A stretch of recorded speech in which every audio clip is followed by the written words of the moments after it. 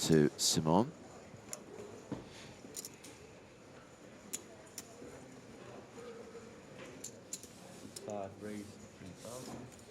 When he's seen one of his cards, the Queen of Spades, he's raised it to 3,000, and it's been folded to Tom Middleton, the other former Barcelona champion in the big blind. He's going to defend. Trey deuce suited.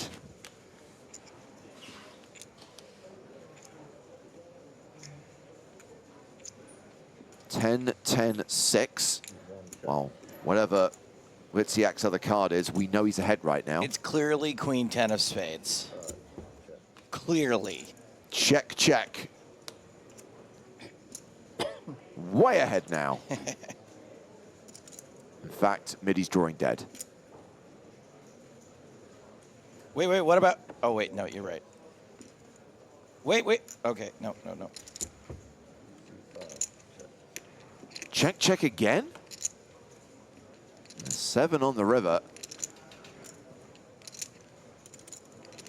This is masterfully played by Witziak with the Queen 10 of spades, just waiting for Middleton to bluff 3 high. Yeah, I mean, Middy cannot win at showdown, so he's going to try and bluff Witziak off his hand. Gets cold.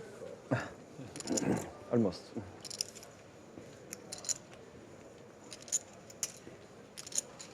What was Simon's other card? It was the 5 of spades. So just a pair of queens, did not have a full house. Over to the secondary feature table.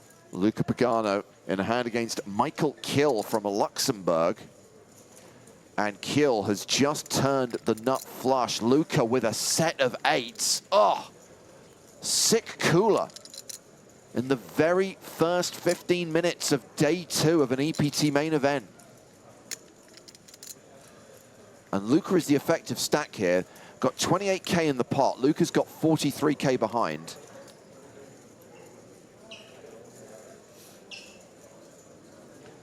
Yikes.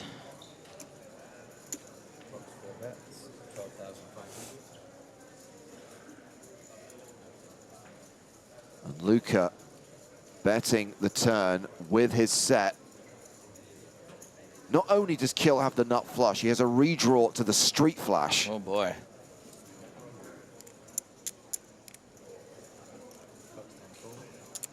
All right, well, Pagano set his own price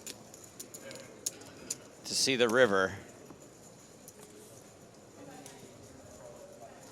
There's some cards that can save him, including another spade might have saved him, but... Well, this feels like overkill, if you'll forgive the pun. He now has a straight and a flush, both of which are beating Luca's set. And considering that it is a straighty flushy board, can Luca avoid going broke here?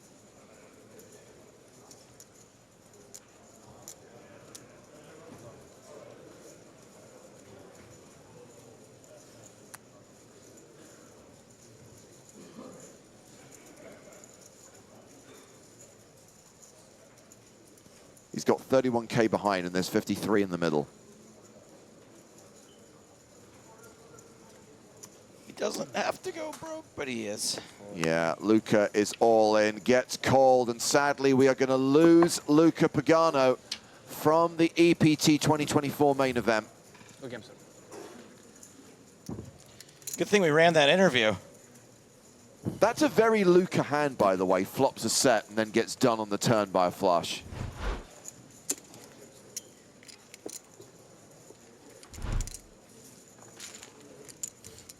Would have been really cool to see him make another final table. Do we know what table the actual main event table is, like what number it is on the in the field? Why? Just wondering. I mean, I assume that would just be like number 1, just for the sake of argument, and then. No. Thanks, James. I mean, look, not being funny. This could be table 1, but would you like me to check for you if it's? I can tell this is important. I think that could be a hashtag fun fact. Okay, this is table 5. I feel like it is table 5. You need to tell us why you think it's important, though, first. Because in future years, when James is doing his pub quiz, his EPT quiz in the Players Lounge, that's like a super hard one that they can sneak in there, like, you know. What table was Ramon at on day 2 of the EPT 2024 main event? Well, if it was always the same number, it might be an interesting one to be like, you know, what table number is the feature table always whenever we run an EPT? But if it changes every time, of course it does, because you basically take a table from out in the field. The feature table can't have a number. Okay, in that case, what year, what table number was Ramon on at X time? Anyway, let's take a look at this one. Raise, call, and a 3-bet from the queens. Nice spot to squeeze the hijack. Yeah, and I just wonder, you know, we are just about 20 bigs. I don't think you could get away from this. Ooh, hold on. Before it gets back to him, though. Wait a second. How on earth? So red opens, gets flatted, gets 3-bet by queens. Tiran now with ace-king. I mean, All in. okay, here we go. The cold 4-bet shove for all of his chips. What do you do with jacks here? Yeah, that. I think I do that. Call. Well, Banicevic is going to call, which means we have the sickest and classicest of races.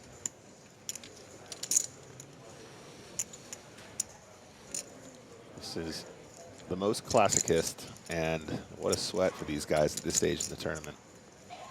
So Tyria is the at-risk player and the player who needs to hit to survive.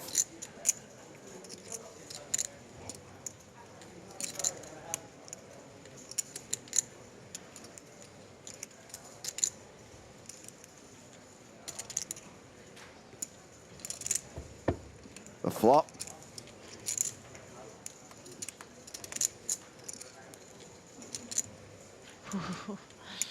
Is King Jack 4. We're just sitting there being like, why couldn't I just play bad one time? Why couldn't I just stick it in there?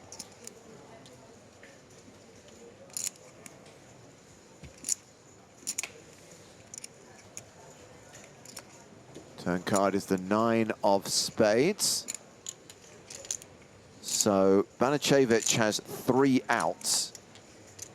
And unless there's one of those 2 10s or the Queen of Diamonds on the river, Tiara is going to get the double up. Oh. And it's a 10. The 10 of Diamonds, a 3 outer, which sees Tiria eliminated. And Reard once again looks like a genius. Yeah, what a run outs.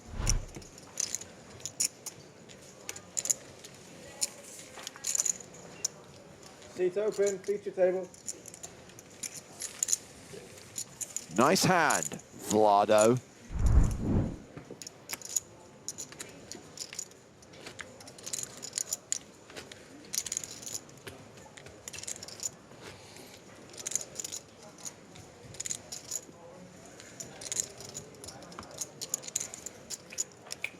Also, I think that if you're going to EPT Cyprus, I think they're going to ship the comic books there also. Since they forgot to put them in the player bag here. I don't care, the check cleared. I'm excited to read this. I actually was really getting into the first couple chapters that I saw way back when, Joe. You've been super supportive. Maria was in at the ground floor of this comic book as well. I was. There's like a couple of composite characters in there. There's a bit of Maria Ho. Yeah, there is. You know, the parts they got right, according to Joe. Is there just one character that shows up every chapter and goes, when are you going to take me to dinner? I bet that when Nick, you see the whole thing, just tell me who you think most resembles me. And yes, I would be worried about offending me. Just kidding. I'm kidding. That's so good. No, we've known each other for too long. That would be hilarious. Yeah, I think. Joe, did you end up doing that thing where people like kind of like, was the Kickstarter thing to be included, or like you did a thing where like people paid to be? We did let people who wanted to support the comic early on pay a couple $100 to get drawn into the comic. Right. Yeah, my friend Abby got in there. A guy named Dan Goodwin got in there. I think John Delano maybe. Oh yeah. Nice. Amazing. All right, 3-bet here from ace-10 of hearts, but Almeida's got the goods here. 4-bet territory. He's going to make it 40K. Prediction. Prediction. I haven't heard that before. This is not an official prediction. Nixtradamus. Wait, what? Just a flat. Yeah, maybe I like a 4-bet with offsuit and sometimes just flat the suited combos. But Kaboom. also, you know, again, but like I get it. He's Brazilian. You thought for sure Sorry, the 4-bet guys. was Yeah, incoming. yeah, and no, and I'm not. That's not an official prediction, guys. We're still 2 for 2. Get out of here. But yeah, I mean, pretty dreamy flop, right, Maria? This is definitely what we're looking for. Continuation bet here, probably a third or a quarter, something like that, like 10K or so. Yeah, Official prediction, yep, 3 of 3. And kind of nice, you know, your hand is definitely somewhat under-repped here. You have this texture that the 3-better is going to just probably keep barreling on a lot of runouts, and you're just going to get him for a huge pot. I mean, at this stack depth, though, Maria, I think this is where I get a little bit lost. You know, I play shorter stacked games, but like, you know, is this a spot where we want to check raise? You know, I don't know. It's tricky to understand how to proceed from here once we flatted, right? It's kind of an awkward stack depth. Decides just to call here, and obviously under these circumstances, doing fantastic by calling.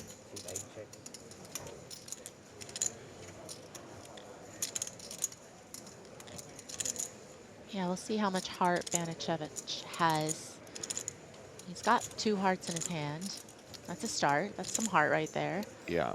I mean, this is one of those boards, Maria, where you can definitely get 8s to fold and 9s to fold and 10s to fold and jacks to fold if you put in a second barrel. So I can appreciate why this checks out. I mean, ace-10 is kind of technically like blocking ace-king as well to a certain degree, right? So you're not as concerned about the ace-kings, but we know blockers aren't real, so... Yeah, but as you mentioned, you know, we just see how funky SPR kind of gets if Almeida decides to call here. Yeah. And then, you know, seeing what he has behind that, you know, does he maybe just try to get it in here? Yeah.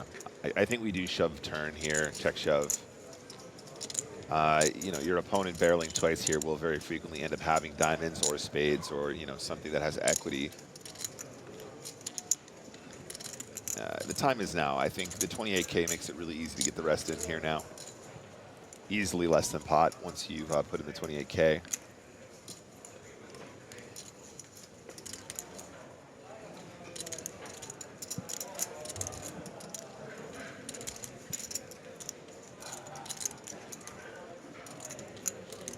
The strange thing is, though, Almeida's expression in this hand, it's almost like he's giving Banicevic credit for just having him beat here, That's the right? vibe I'm like, getting as well.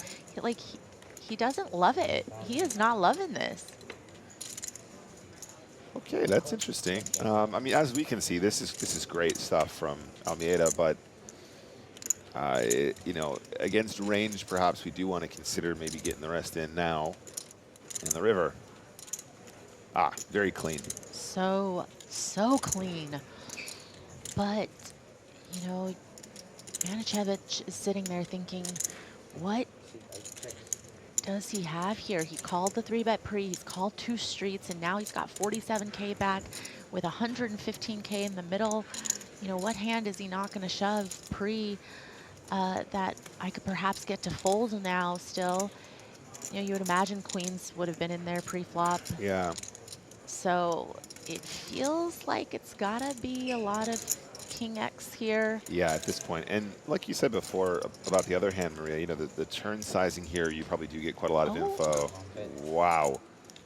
But you just see the lack of the snap, right? Which is what right. I said on this the turn. This is blowing my mind. Like, you know, look, he has every right to take his time for a decision for his tournament life where he thinks there's a chance he's losing. But it just feels like he kind of just gives him credit for aces or something at this point. Yeah, he just didn't like it on the turn. He just did not like it. But don't forget he didn't like it pre-flop either. I mean, I feel like he's giving him a lot of credit. I don't know if this is a function of just the table image that Banicevic might have, or I'm not really sure because, you know, pretty much against anybody in any scenario, this is going to be a call. There's the call.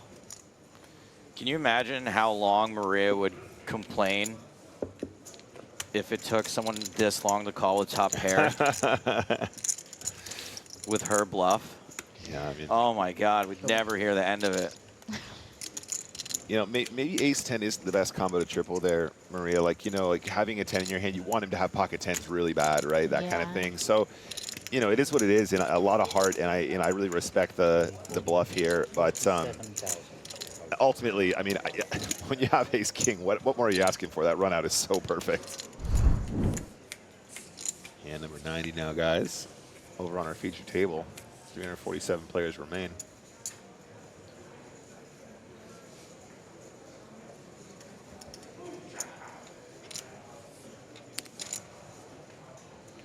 Action on Baranski. Someone in chat wants to say looks like Jim Brewer. It is a bad lookalike. I'll give you that.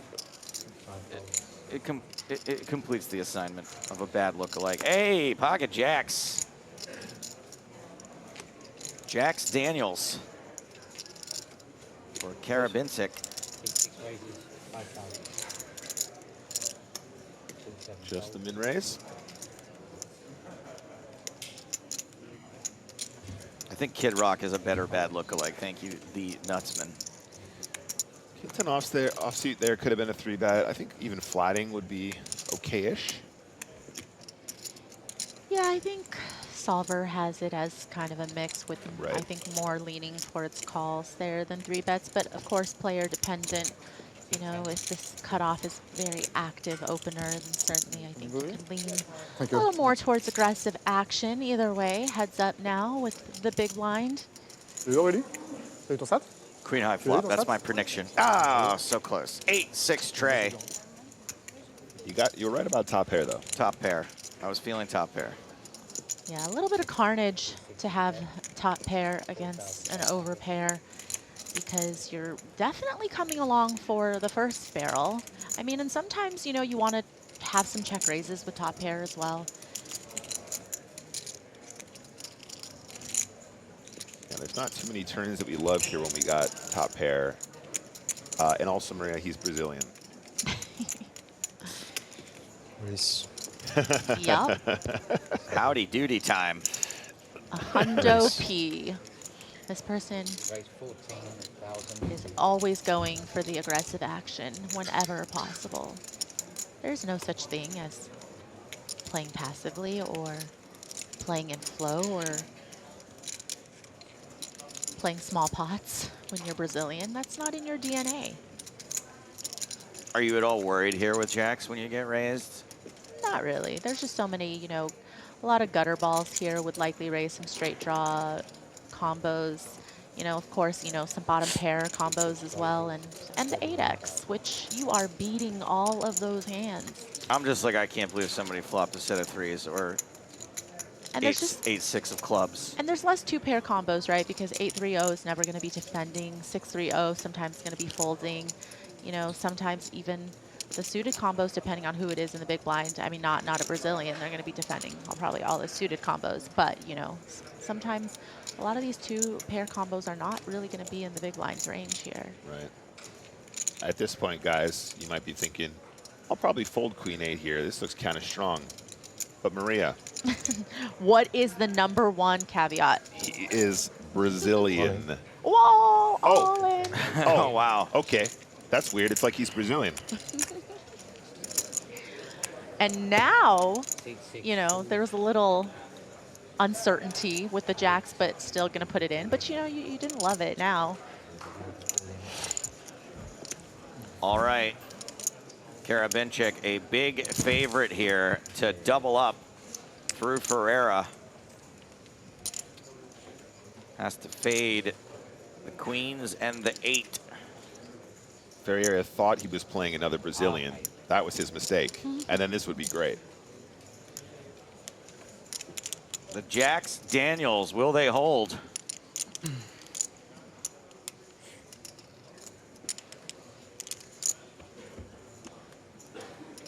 Turn, holding thus far. One card to come.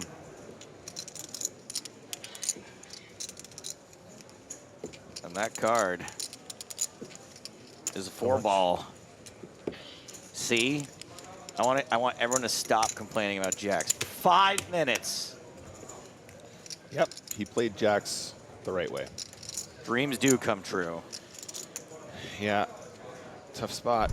So I told you we had a new secondary feature table. We've got Rania Nesreddin, who came third in EPT Monte Carlo a few months back. We've got Tuan Mulder, Spirit of the Horse.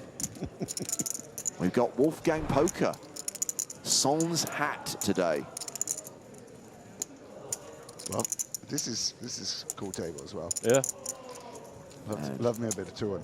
Rania in a hand against Wolfgang and Sven Stock. Stock still has the best hand right now with a pair of deuces.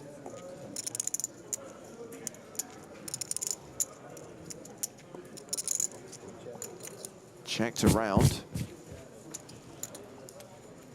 The river is a deuce. That is a set for Stock, but it is the wheel for Rania Nesreddin. So he says That's why you just check it down.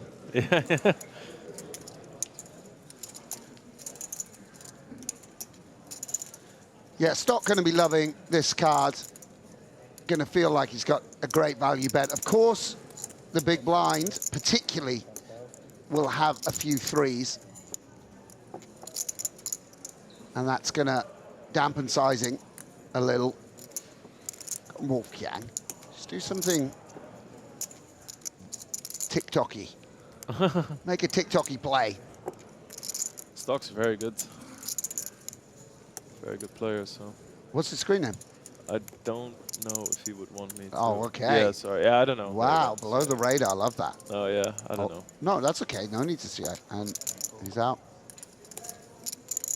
See, there are some straights to beat us, but we want to just consider. And a snap, minish raise. And this is concerning. We are getting a delightful price, but it's not a you know, the initial raiser repping the 3 is kind of rare. You know, it's not, people don't find bluffs in spots where it's not a good board for them. And by the way, nor should they. And it just felt, I don't know, maybe it feels kind of natural. Definitely. But on the other hand, Stock's got a great hand and is getting an insane price here. Yeah, Like I mean, his hand is so strong, right? Yeah, the raise, you know, I think a lot of people would raise a bit bigger here. You know, and let's imagine we were bluffing. Wouldn't that be natural? You know, I know myself, like sometimes when I'm getting this price, I think, okay, this is a bit strange. I'll just pay. But Stock just lets it go, and that's very, very nice play. Yeah, that's good. I think that's real impressive main event style discipline. Yeah. Thanks so much. Well, that pot took Rania Nesreddin over the 600K mark, so she is now tournament chip leader. With She's crushing. 329 players remaining. Wow. That was a great fold. Yeah. Man, got 4-1. Yeah. And I think this is why, I mean, by the way, she's doing remarkably and on obviously a brilliant EPT run in general. 212 big blinds, huge. But I think against good players, you do have to just be a little careful with your timings. Or it maybe felt a little strong, obviously, to Stock, just, you know, the snap. Yeah, but raise. I think what you're saying from a strategy perspective is super interesting, right? It's like the pre-flop raiser will not have a 3 very often there, and then to see sort of like the automatic, oh yeah, I'm raising, right? Like you would have to really try to find like a really niche bluff or whatever. And also, you haven't tried to win it on the flop or turn, but now you're going after it. Yeah. And then deuces would actually be one of the hands that makes sense. So if you have... Also, by the way, I think psychologically, when you improve on the river, that's the hardest time to fold. Like, people really don't like to fold. You know, you've had 2s, oh, no good on the flop, no good on the turn. You hit the 2, and now you bet fold. It's very hard. So Stock has raised the button with 5-4 suited, but Wolfgang Poker has picked up queens in the small blind. Is he going to bang Sven Stock?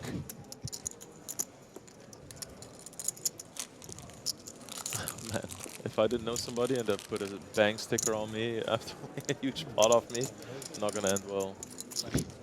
Why, is that what he does?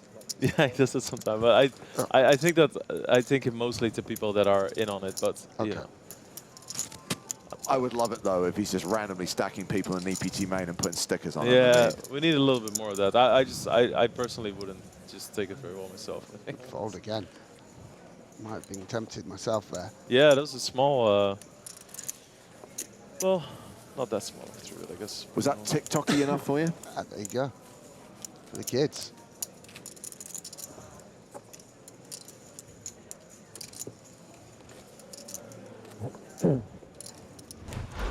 Well, Wolfgang was in Monte Carlo, and here's a little bit of inside info then. Coming soon to the PokerStars YouTube channel is a new season of the Mystery Cash Challenge. You might remember the show from last year. Sam took part. A high-stakes cash game that adds a mystery bounty element. In the new lineup are Wolfgang Poker and one of the two men sat next to me, Lex Veldhuis. Yep, it was good fun. Other players in the game, Barney Boatman, Spraggy, Tonka, and Olga Imolcheva. So there'll be new episodes of the Mystery Cash Challenge coming to the PokerStars YouTube channel later this month.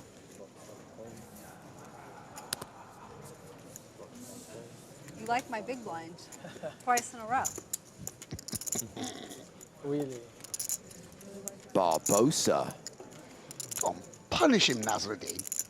Yeah. You can't have him coming after your big blind. Let's go. Right? Preston says, you had me at Lex, you lost me at Spraggy. He's not in it much, he folds a lot. Well, she defends and has flopped a straight draw. In honor of Doyle. Backdoor spades. Calls the C-bet of 5,000. Barbosa obviously with top pair and the straight draw himself. Now she has a pair of deuces. The backdoor deuces. Whole 5%.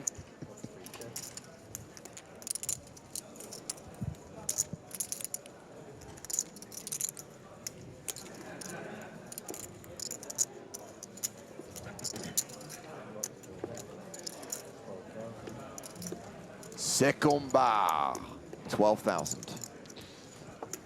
Yeah, and I mean, I guess if you knew her hand, you'd bet even smaller than this, but laying her a nice price. Of course, it's deceptive because of exactly this sort of thing where, you know, your outs aren't always exactly clean. Sometimes you're just drawing to a chop.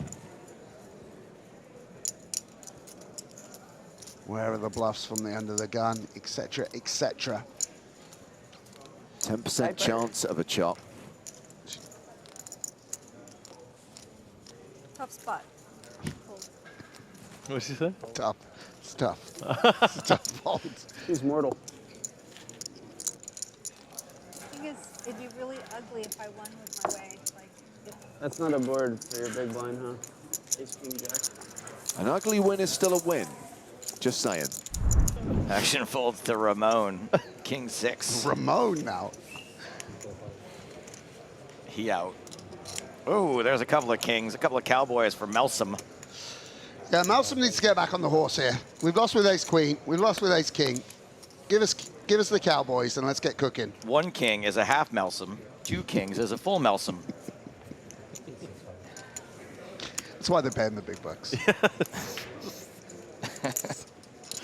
And my favorite is that like Lex really doesn't want to laugh. And when he- Yeah. That's so true. And some days he's good at it. Some days he's really good at not laughing.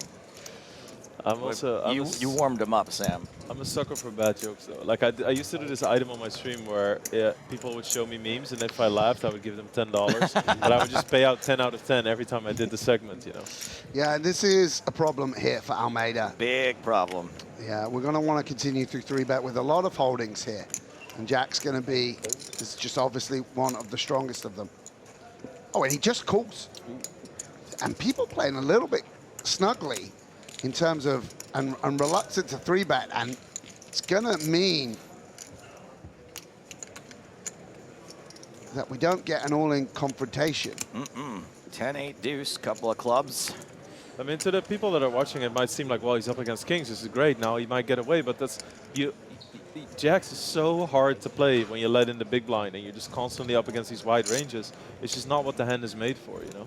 Yeah, in general, you want to just lower the SPR and then get it in on a 10 high board, Yeah, right? yeah. But you're not avoiding problems by playing single raise pots with jacks. You're actually just in a lot of problems. I would not have known how to articulate that, but absolutely. wow, and just goes for call here as well. I'm just like, pocket jacks, this is great. This is a big, I play them like kings pre-flop. Yeah. Very under-wrapped. And we do see a queen on the turn. This is pretty much the same. Maybe he's going to just check snap fold. Yeah, same right. As, he's got eights or ace queen. I'm out. Very similar board.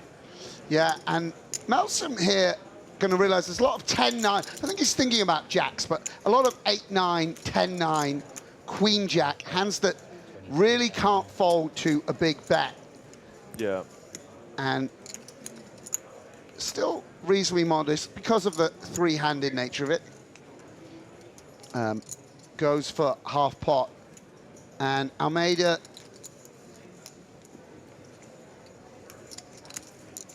taking stock of his opponent. Very hard to get away from the hand yet.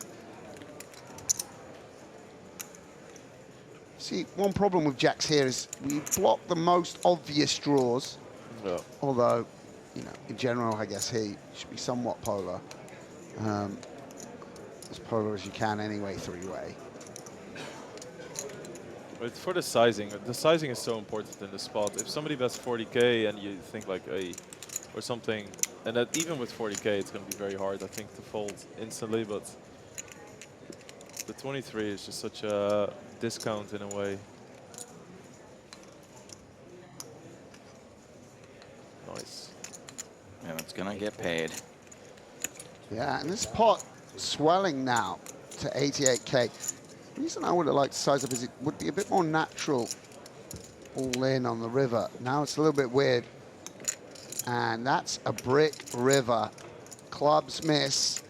Ace, jack, king, jack, ace, king. You can see a lot of natural bluffs, all of which miss. Yeah, and it's, you make a good point. It's so important to think about that, right? If you bet just 10K more on the turn, it serves your hand really well on the turn. But then also, you can just go all in for pot. And now you're just kind of like, wait, well, you know, now I'm shoving 1.5x pot and it becomes a little bit iffy. I guess it's going half pot, something like this. 65. Seems to be a little bit of... Yeah, and now a real decision point for Almeida. He's tried to keep this hand as low variance as possible, just flatting pre, but this pot has become very, very big nonetheless. 137,000 in the middle. And what properties do we want to call down here? You know. Also, I mean, to me, and just reading the situation, Melsom very confidently put that bet out there. Yeah, I mean, maybe that's just because he's got a great bluff candidate and he's just got, like, you know, something that he always wants to bluff.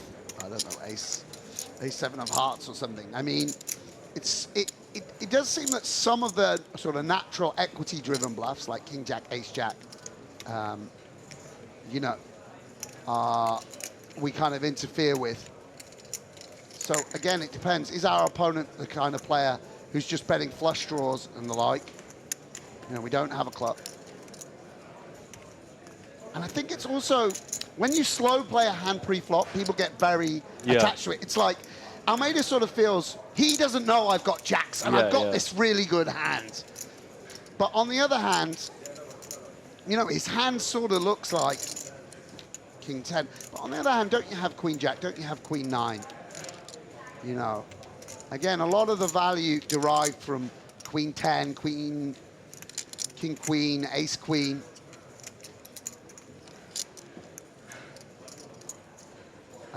And this is a real, you know, I don't envy Almeida in this situation. This is a real tough spot. You know, we're on the feature table, under the lights. No one likes to get bluffed. with the family watching at home. I think he can make a good fold here. One thing that really helps is that we are three-way pre-flop. You know, even just the C-bets, you know, gonna be quite natural to C-bet Queen 10 and quite unnatural to C-bet Ace 9 of hearts, let's say, or King 9 of hearts, which is gonna make a really good treble barrel. Very difficult, and I don't blame him here for taking his time, working through the problem. And his shake of the head is close to releasing. And with live poker as well, it's a sort of emotional attachment to the hand sometimes. Yeah, I do think what you mentioned, like interfering with the jack is one of the biggest problems. And he does make the call.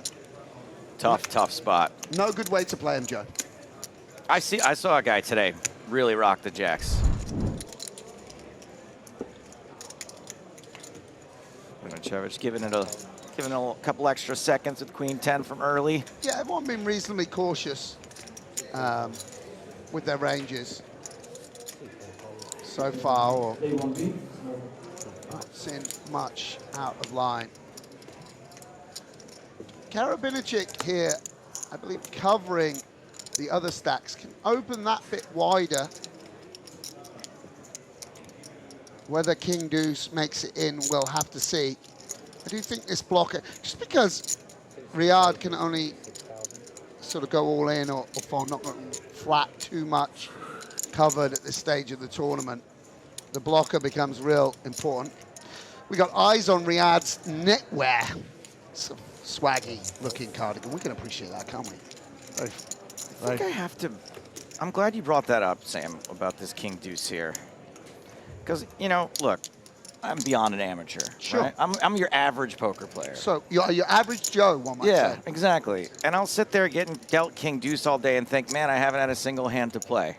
Well, this is circumstantial because he covers both the other players. Oh, at this moment, we are how many people away? Ooh, boy. 14 players away. Speaking of circumstantial. Yes. Yikes. Kicker problems. As I said, he should never play King Deuce bad open. Hold on, I'll just cross this out of my notebook right now. Yeah, and we'll begin with the C-bet. And the question now is, how does Almeida want to proceed? And I would imagine the answer is to raise. Plenty of draws out there that you can sort of, we can imagine the bluffs quite easily, 8-9s and 6-3s and such like. So raising now for value would seem to make sense.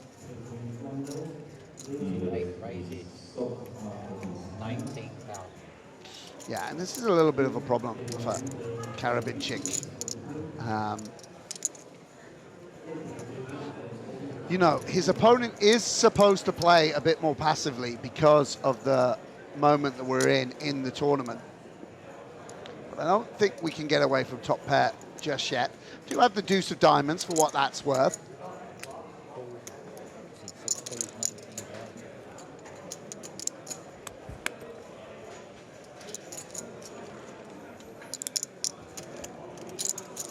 Big old pot headed to the turn, 9 of hearts. Yeah, so one very obvious draw at the 6-8 gets there. And who's gonna have the 6-8 more often? Yeah, the big, well, I think both players. In this spot, right? It could be either one. Yes, actually in this specific spot. Again, it's not exactly clear whether Carabincik would open 6-8 off or what have you, but that's a factor. And he just jams. Yeah, and this is a product of the particular moment we're at in the tournament and the double flushing nature. You know, if he'd check raise 6-4 of hearts, let's say, we just want to be all in here.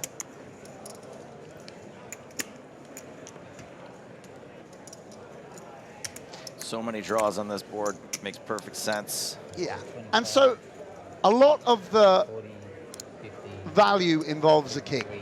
King 5, king 7, and then there's just 7-5. King 9, not really going to check raise at this moment in the tournament. I don't believe. So having a king is just kind of interfering with the top pairs. There's some question, does he even defend king 5 off at this moment in the tournament? I would say probably he actually does. So on the other hand, can you tell me more about why king 9 isn't? Well, I think king 9 doesn't check raise the flop. Right. It doesn't check raise the flop. Fair enough. Gotcha.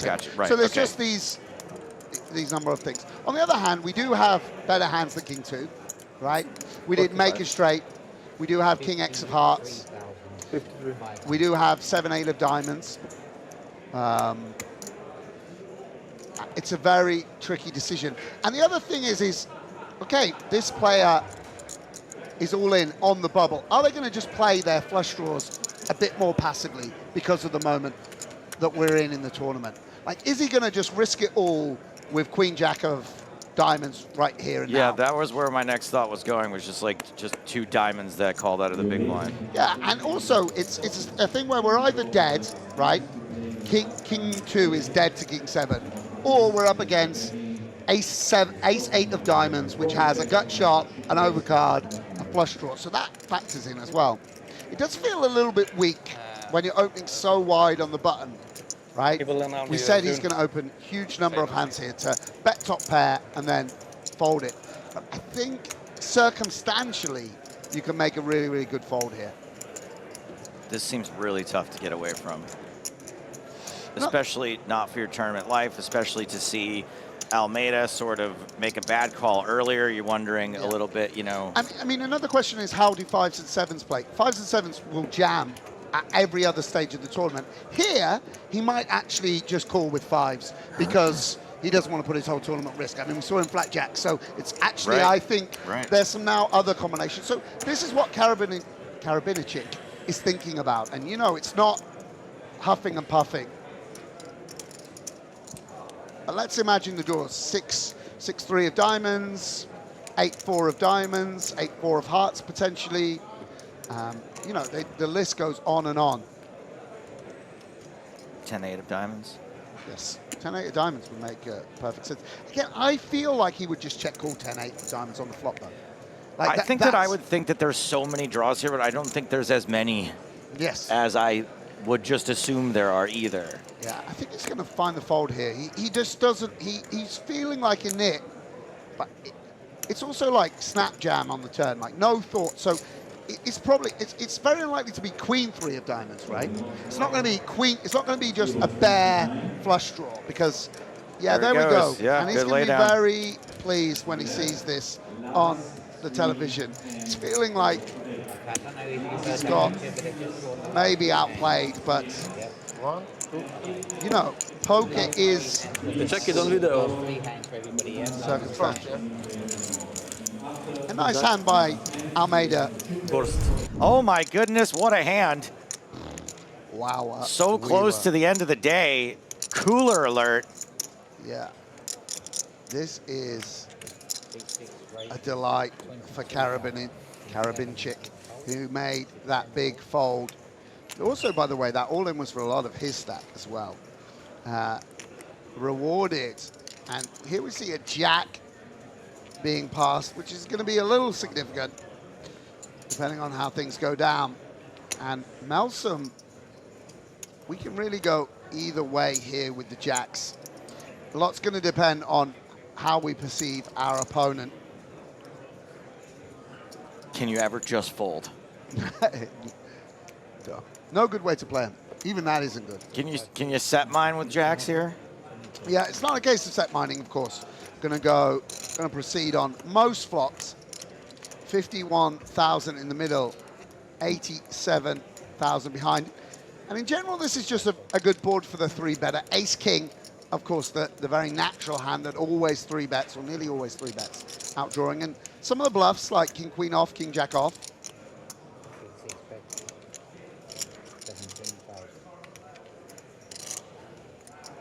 But it's hard to fold to 1-bet. Yeah, one overcard too. Yeah, it's hard. We do have a heart in hand. We can imagine ace-5 of spades, ace-6 of spades, etc. Although, of course, whether they give up, somewhat protected because we're going to have 8s and 7s.